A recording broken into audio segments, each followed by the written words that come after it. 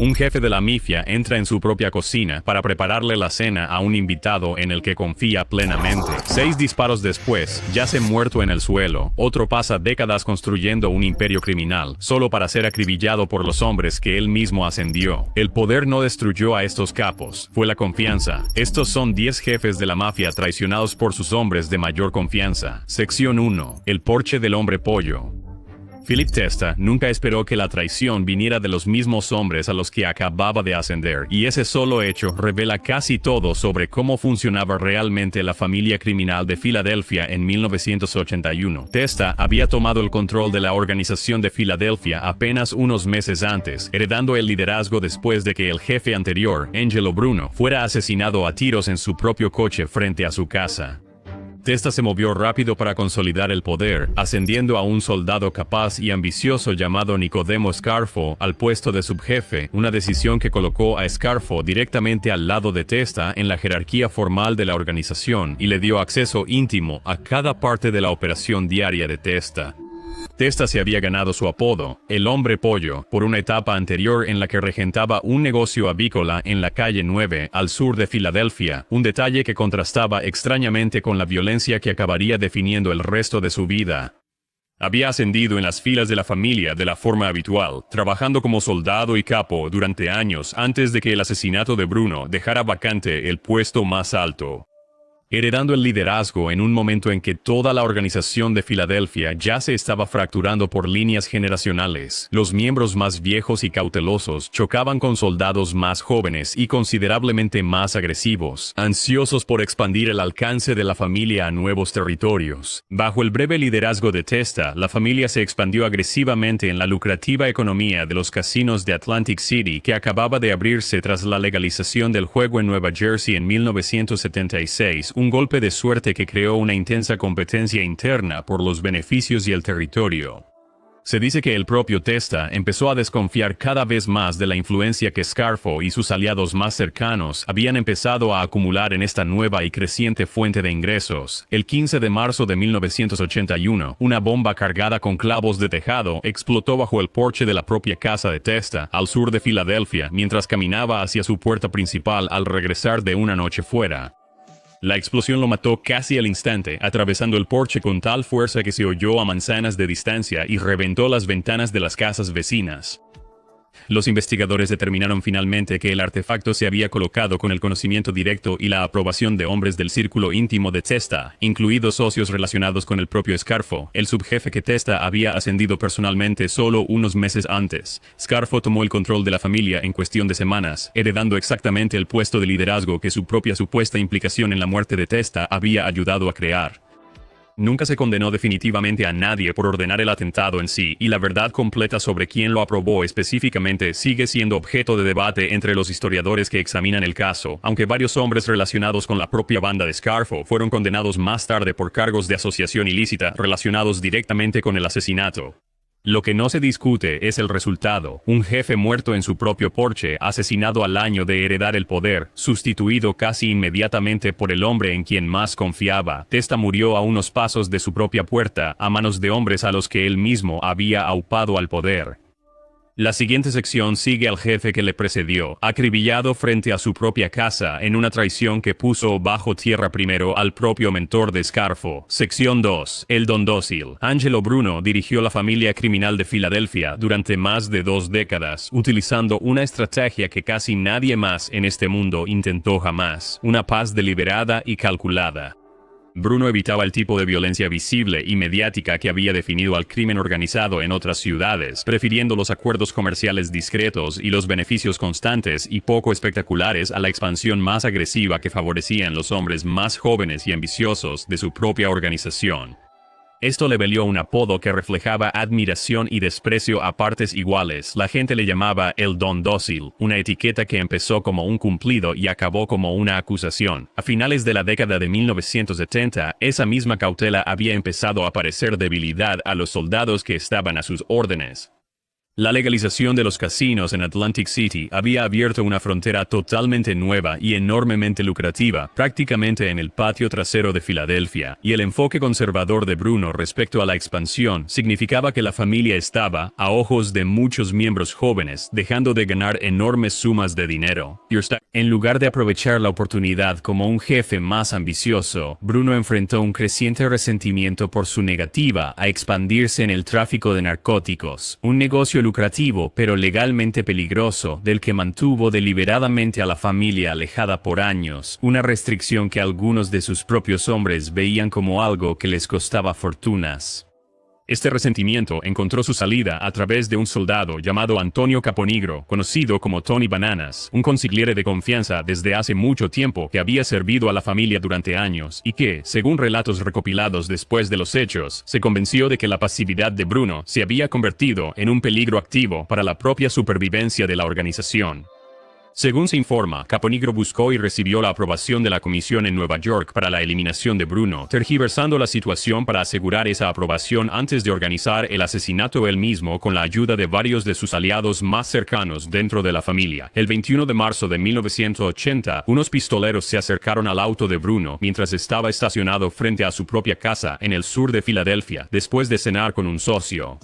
Recibió un disparo en la cabeza a través de la ventana abierta del pasajero y murió al instante, falleciendo de la misma manera ordinaria y común en la que había pasado décadas tratando de mantener operando a toda su organización. La propia recompensa de Caponigro por esta traición llegó con una velocidad brutal, una vez que la comisión en general descubrió que había mentido para asegurar su aprobación. Fue convocado a Nueva York, torturado y asesinado en cuestión de semanas. Su cuerpo fue encontrado con dinero en la boca y sus propios genitales extirpados. Un mensaje entendido por todos dentro de este mundo sin necesidad de más explicaciones. El consigliere de confianza de Bruno no solo había traicionado a su jefe, había traicionado a toda la estructura por encima de él, y esa estructura respondió de la misma manera. Antes de continuar, si estás disfrutando de este análisis, considera suscribirte. Ayuda muchísimo al canal. Bruno confió en el hombre más cercano a él durante décadas, y ese mismo hombre le mintió a toda una comisión para que lo eliminaran. La siguiente sección sigue a un jefe cuya propia rebeldía ante esa comisión le costó la vida en el suelo de un restaurante de Nueva Jersey. Sección 3. El voto en su contra. Dodge Schultz construyó su fortuna de la manera difícil, traficando licor de contrabando por el Bronx durante la Prohibición, antes de consolidar el control sobre el lucrativo negocio de los números de Harlem, y a principios de la década de 1930 se encontraba entre los gánsteres más ricos y temidos de Nueva York. Su caída no comenzó con una familia rival o un subjefe celoso. Empezó con su ejecutor más cercano decidiendo en silencio que el liderazgo de Schultz era una apuesta perdida. Bo Weinberg, el lugarteniente de mayor confianza de Schultz durante años, supuestamente se puso en contacto con Lucky Luciano mientras Schultz estaba ocupado luchando en un par de juicios federales por evasión de impuestos dirigidos por el fiscal Thomas Dewey, discutiendo la posibilidad de simplemente hacerse cargo de la propia operación de Schultz, mientras el jefe permanecía legalmente paralizado e incapaz de responder. Esta fue una traición silenciosa del hombre en quien Schultz más confiaba, y aunque el propio destino de Weinberg después de eso nunca se confirmó, simplemente desapareció sin dejar rastro. Se cree ampliamente que Schultz mismo se encargó de él una vez que le llegó la noticia del acercamiento. La traición de Weinberg, incluso resuelta, dejó a Schultz permanentemente perturbado y cada vez más desesperado. Los gastos legales agotaron sus propios negocios, recortó los pagos a los mismos soldados que mantenían su operación en funcionamiento, engendrando exactamente el tipo de resentimiento que ya había comenzado a carcomer su propia organización desde adentro. Y una vez que la fiscalía de Dewey se intensificó, Schultz cometió el peor error de cálculo de su carrera, presentándose ante la propia comisión para solicitar la aprobación formal para asesinar a Dewey directamente, eliminando al fiscal que amenazaba su libertad. La comisión se negó por unanimidad, entendiendo que matar a un fiscal de la talla de Dewey atraería todo el peso de las fuerzas del orden federales sobre cada familia en la sala. Schultz salió de la reunión enfurecido, jurando matar a Dewey, con o sin su bendición. Esa amenaza selló su destino.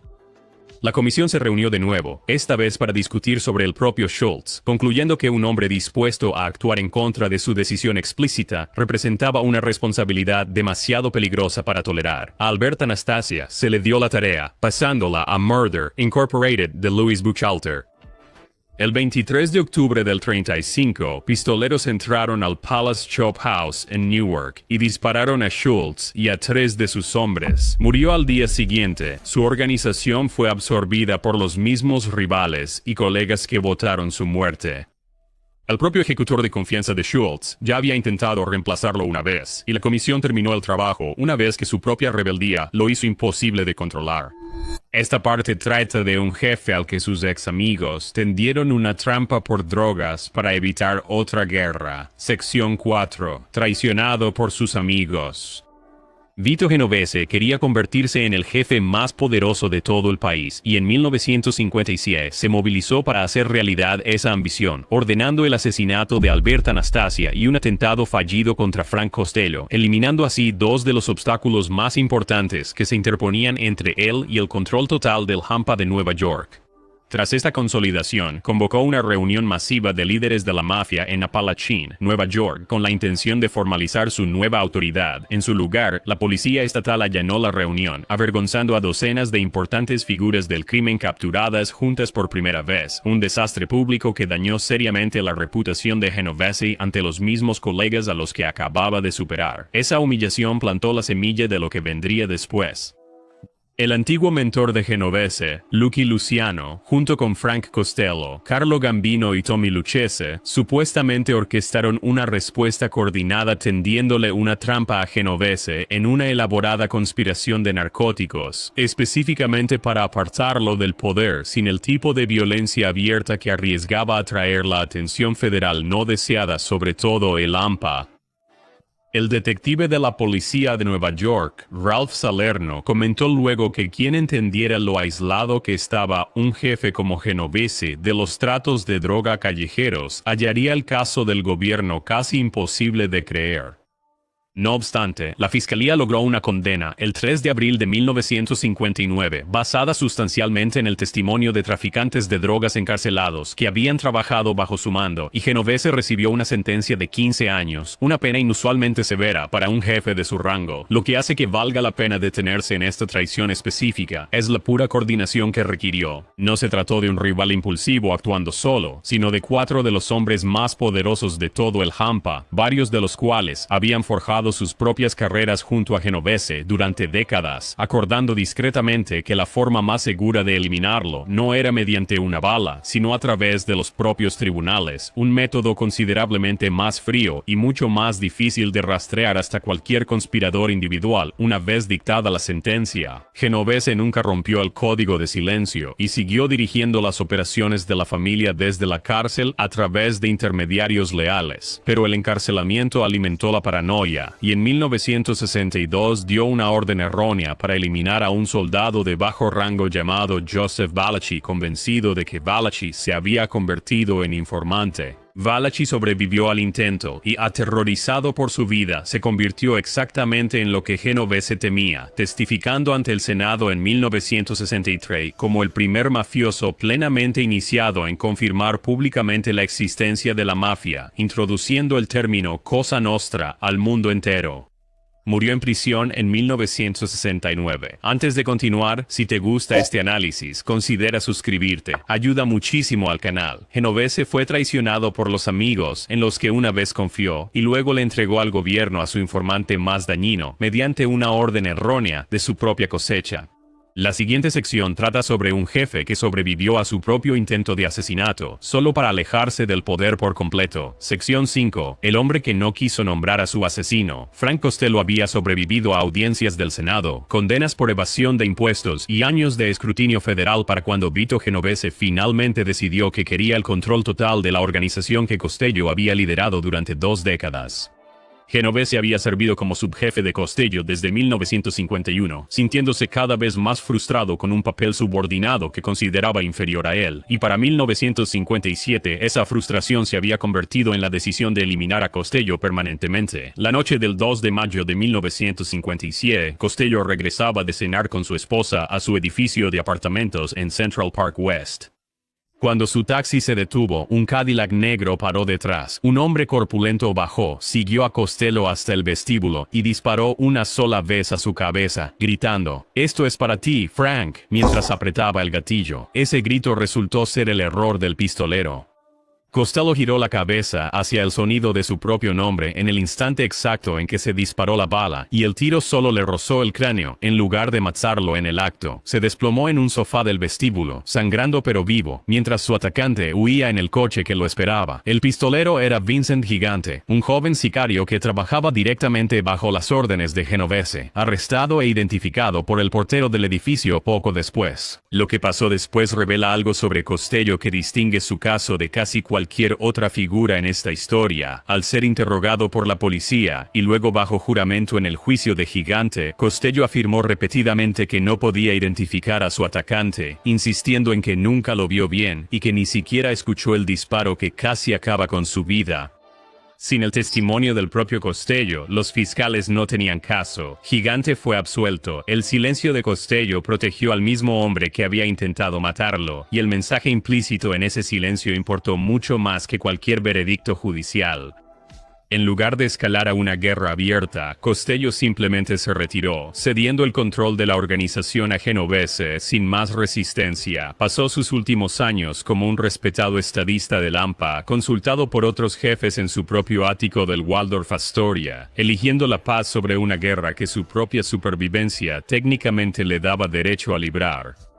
Costello sobrevivió a la bala destinada a matarlo, y luego protegió al hombre que la disparó, eligiendo un retiro tranquilo, en lugar de una guerra que podría haber justificado. La siguiente sección sigue a un jefe atraído a una ceremonia falsa, que terminó con su cuerpo enterrado en un maizal de Indiana. Sección 6. El señuelo de una ceremonia que nunca ocurrió.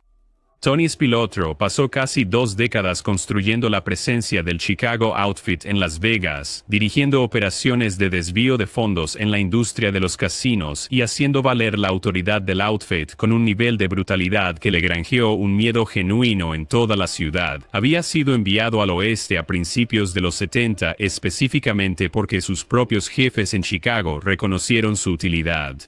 Un joven ejecutor con una reputación de violencia tan severa que el liderazgo de Chicago vio un valor real en colocarlo en el centro de una operación que valía la pena proteger a casi cualquier costo. Durante años, esa utilidad se tradujo en confianza real, autoridad real y una distancia real de la supervisión directa que, de otro modo, podría haberlo frenado. Spilotro formó su propio grupo en Las Vegas, apodado más tarde la Banda del Agujero en la Pared por sus robos, y fue incluido en la lista negra de los casinos de la ciudad cuando su reputación creció demasiado como para permitirle seguir accediendo a las salas de juego. Esa misma distancia de Chicago acabó convirtiéndose en el problema. El estilo de vida de alto perfil de Spilotro, sus constantes arrestos, su visibilidad pública y el hábito de su banda de atraer la atención de las autoridades en Las Vegas avergonzaron a los mismos líderes del outfit que antes lo valoraban. El jefe de Chicago, Joey Aiuppa, había sido condenado recientemente a prisión por la operación de desvío de fondos en Las Vegas, y culpó directamente al comportamiento imprudente de Spilotro de haber acabado entre rejas.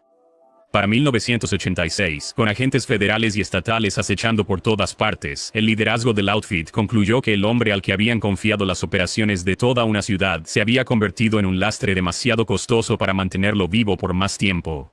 El 14 de junio de 1986, Tony y su hermano Michael fueron citados a una casa en el suburbio de Bensenville, en Chicago. Les dijeron que la reunión formalizaría la esperada iniciación de Michael como hombre de honor, y que se esperaba que el propio Tony recibiera un ascenso a capo.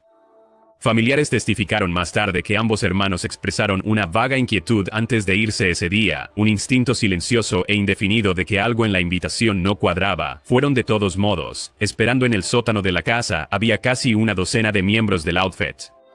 Los hermanos fueron golpeados y estrangulados, sus cuerpos llevados a otro estado y enterrados en un maizal a las afueras de Enos, Indiana. Un granjero descubrió el lugar 8 días después, tras una fuerte lluvia que lavó la tierra, dejando al descubierto una fosa de 1,5 metros con los cuerpos apilados. Pasarían más de 20 años, y el testimonio del sicario arrepentido, Nick Calabrese, durante el juicio de los secretos de familia en 2007, antes de que toda la verdad de lo ocurrido en aquel sótano llegara finalmente a un tribunal, condenando al jefe del outfit James Marcello por orquestar el asesinato junto a otros hombres que habían pasado décadas creyendo que el crimen quedaría impune para siempre. Antes de seguir, si te está gustando este análisis, por favor considera suscribirte, ayuda muchísimo al canal. Los hermanos Spilotro entraron en una ceremonia falsa, creyendo que iban a ser homenajeados, y Chicago los enterró en un maizal en su lugar. La siguiente sección sigue a un conductor asesinado simplemente por ser demasiado leal al jefe marcado para morir a su lado. Sección 7. Asesinado por su lealtad. Bilotti basó su identidad en servir a Paul Castellano, ascendiendo de chofer y guardaespaldas a subjefe de los Gambino, Ganan, Arisockery en Saturn in Rees Round. Se ganó cada ascenso siendo exactamente lo que su jefe quería, un hombre que nunca cuestionaba, nunca desafiaba y nunca dudaba en cumplir lo que se le pedía. Esta no fue una carrera basada en la ambición o las maniobras, se basó enteramente en la obediencia, y durante años, esa obediencia le sirvió bien a Castellano, dándole un segundo al mando cuya devoción nunca flaqueó y cuya presencia a su lado nunca tuvo que ser cuestionada. Castellano había llegado a depender de Bilotti para casi todo, llevarlo a reuniones, vigilar su casa y representar sus intereses ante los soldados, a quienes les resultaba mucho más difícil contactar directamente con el jefe, cada vez más distante y empresarial. Esa lealtad total e inquebrantable hizo que Bilotti fuera genuinamente valioso para Castellano a lo largo de años de servicio. También lo convirtió, a los ojos de los hombres que conspiraban contra su jefe, en un problema que debía resolverse en cuanto su propia conspiración empezara a tomar forma. Bilotti nunca traicionó a Castellano, nunca cooperó con las autoridades, nunca planeó un golpe, nunca se posicionó como rival de nadie por encima de él. Murió precisamente porque nunca hizo ninguna de esas cosas, asesinado por la misma constancia que había definido toda su carrera dentro de la organización. Al planear la caída de Castellano, a fines de 1985, Gotti y sus conspiradores vieron un problema práctico. Su subjefe era demasiado leal y cercano, buscaría una represalia violenta si mataban a su jefe, y él sobrevivía. La lealtad de Bilotti, la cualidad que le valió cada ascenso, lo hacía demasiado peligroso para dejarlo vivir. Tras marcar a Castellano para morir, Frank De Sico, conspirador cercano a Gotti, entendió esto y se aseguró de que Bilotti estuviera expuesto en el momento exacto de la emboscada. El 16 de diciembre de 1985, Bilotti llevó a Castellano a Sparks Steakhouse en Manhattan, exactamente como lo había llevado a innumerables reuniones antes, sin ningún indicio de que esta noche en particular entrañara más peligro que cualquier otra. El propio Gotti estaba estacionado cerca, observando cómo se desarrollaba toda la operación con Sammy Gravano a su lado, coordinando la señal final. Cuando Castellano bajó del coche, unos pistoleros apostados en la acera abrieron fuego, matándolo al instante. Bilotti intentó reaccionar, buscando la puerta mientras sonaban los disparos, pero fue abatido antes de salir del vehículo. Recibió varios impactos y murió en el pavimento junto a su propio jefe. En 2 semanas, Gotti se las había ingeniado para obtener el reconocimiento formal como nuevo líder de la familia Gambino, heredando el mismo puesto que su propia conspiración había vaciado mediante un único acto de violencia coordinado, llevado a cabo a la vista de los peatones en una concurrida calle de Manhattan. Bilotti demostró que la lealtad no ofrece protección si el jefe es un objetivo. Murió simplemente por estar cerca del poder. Ahora veremos a un jefe cuyos guardaespaldas decidieron que ya no les resultaba útil. Sección 8. El subjefe que fue demasiado lejos. Carmine Galante salió de la penitenciaría de Lewisburg en 1974, plenamente convencido de que la familia Bonanno simplemente le devolvería el liderazgo que creía que le correspondía por derecho tras una década entre rejas. Se ganó esa confianza tras décadas de lealtad desde los inicios de la familia en Nueva York, forjando lazos en Sicilia más profundos y cercanos a la vieja patria que cualquier otro jefe estadounidense de su generación. En vez de una cálida bienvenida, halló su puesto ocupado por Philip Rastelli, jefe reconocido por la comisión durante su ausencia. En lugar de aceptar esto, Galante actuó rápidamente para tomar el control práctico de la familia, independientemente del título que la comisión le hubiera dado a otro. Empujó con fuerza a la organización hacia el tráfico internacional de heroína, generando una enorme riqueza a la vez que una enorme exposición legal para todos los relacionados con ella. Para proteger este nuevo imperio, Galante empezó a importar hombres jóvenes directamente de su propia región ancestral en Sicilia, hombres sin conexiones previas con el AMPA estadounidense que debían toda su carrera criminal a la decisión de Galante de traerlos al otro lado del océano. Los otros mafiosos los apodaron Seps con burla, pero Galante confiaba en ellos. Creía que la sangre y la patria que compartían creaban un vínculo más profundo que el de cualquier otro soldado. Esa confianza resultó ser un error catastrófico. Los reclutas sicilianos no fueron leales a Galante, sino a sus redes familiares en su país de origen y a una red internacional de drogas más amplia, cuyos intereses no siempre coincidían con los del hombre que los había traído. Para 1979, la expansión desenfrenada de Galante y su abierto desafío a la autoridad de Rastelli, sancionada por la comisión, habían alarmado a los líderes de todas las principales familias de Nueva York.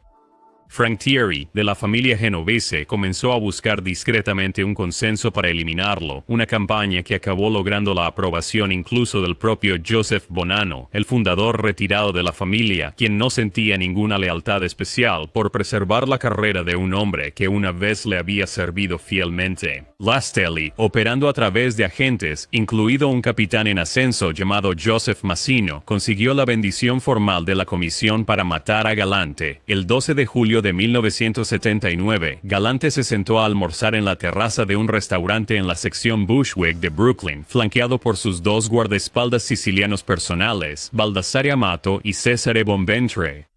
Pistoleros enmascarados abrieron fuego, matando a Galante al instante junto con otros dos hombres en la mesa. Sus propios guardaespaldas huyeron ilesos, habiendo ayudado activamente a organizar la emboscada que acabó con la vida del hombre que les había dado toda su carrera criminal en Estados Unidos. Ambos fueron recompensados después con un rápido ascenso dentro de la misma organización que acababa de borrar al hombre que más confiaba en ellos. Antes de continuar, si estás disfrutando de este análisis, por favor considera suscribirte, ayuda muchísimo al canal. Galante confiaba en los hombres más cercanos a él precisamente por su origen, y ese mismo origen compartido compró su muerte en lugar de su protección. La siguiente sección sigue a un mafioso asesinado por disfrutar de un tipo de atención totalmente equivocado. Sección 9. El hombre que bromeó hasta recibir una bala. Willie Moretti se labró una auténtica reputación como ejecutor y subjefe, capaz dentro de la familia genovese, dirigiendo operaciones de juego y extorsión en todo Nueva Jersey, bajo la protección de su propio primo, Frank Costello, uno de los jefes más poderosos de todo el país. Era duro, tenía contactos y según la mayoría, caía realmente bien a los hombres que le rodeaban. Era amigo de la infancia de Costello, cuya propia reputación se había forjado en su día sobre la misma violencia ruda y capaz que definía a todo ejecutor serio de su época. Nada de eso le protegió una vez que decidió que una audiencia televisada en el Senado representaba una oportunidad para el espectáculo, en lugar de una auténtica amenaza existencial. En 1950 y 1951, el Comité Kefauver atrajo una atención pública sin precedentes sobre el crimen organizado a través de audiencias televisadas a nivel nacional, y Moretti se vio llamado a testificar, mientras que todos los demás mafiosos citados por el comité comprendieron el peligro y se acogieron repetidamente a la Quinta Enmienda. Sin ofrecer nada, Moretti hizo lo contrario. Bromeó con los senadores, posó para las cámaras e insistió en que nunca había oído la palabra mafia, preguntando con fingida confusión si se suponía que debía llevar un carné de socio. Al público le encantó, los senadores le agradecieron su franqueza, y uno de ellos llegó a calificarla de refrescante.